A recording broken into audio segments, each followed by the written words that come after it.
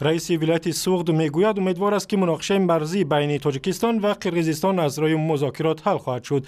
او در یک نشست خبری در شهر خوجند گفت بد شدن مناسبت میان تاجیکستان و قرقیزستان به نفع هیچ یک از این کشورهای همسایه نیست.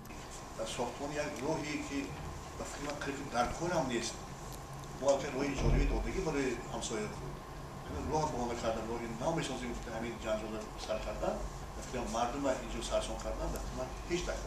روز 11 ینور مرزبانان تاجیک و قرقیز برای یک قطعه بحث برانگیز مرزی در ناحیه اسفرت تیراندازی کردند که در نتیجه 2 افسر تاجیک و 5 سرحدبان و 1 مأمور میلیسا از قرقیزستان زخمی شدند. و مقامات رسمی میگویند در این زمان کمیسیون مشترک تاجیکستان و قرقیزستان کار را برای تقسیم و علامتگذاری مرزی بین دو کشور ادامه میدهند. قرار است به زودی نمایندگان دو کشور در نشست نوبتی این مسئله را بررسی کنند. کمیسیون مشترکی که از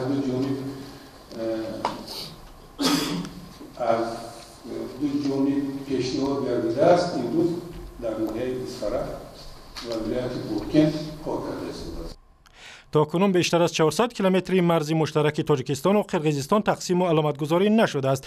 در نشست خبری کمیته زمینسازی همچنین گفته شد که سال گذشته بیشتر از 10,000 مورد نقض قانونگذاری درباره تقسیم و استفاده زمین را آشکار کرده و برای این کار صدها نفر را بیشتر از 2,400,000 سامانی جریمه بستند. رئیس دادگاه عالی تاجیکستان میگوید به دلیل مخفی بودن پرونده زید سیدوف وزیر سابق صنعت متن حکم او را به وکیلان دفاعش ندادند.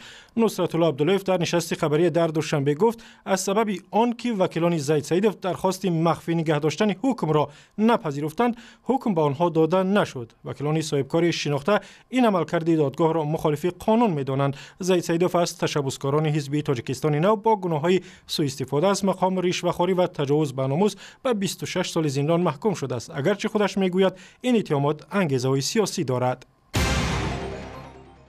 فرهاد مومینوف کوهنورد جوان تاجیک که قله کلیمانجارو قله بلندترین قاره افریقا را فتح کرد به روسیه برگشت. او اولین تاجیک است که پای در این قله بلندی 5895 متری گذاشته و پرچم تاجیکستان را در آنجا برافراخته است. این اکسپدیسیون بین‌المللی از روز 8 همین ماه یعنی ماه ینور تا روز 18 دوام کرد، یعنی مدت 10 روز دوام کرد و خوشبختانه من در آنجا اشتراک کردم و خوشحالانه بر دولت روسیه برگشتم.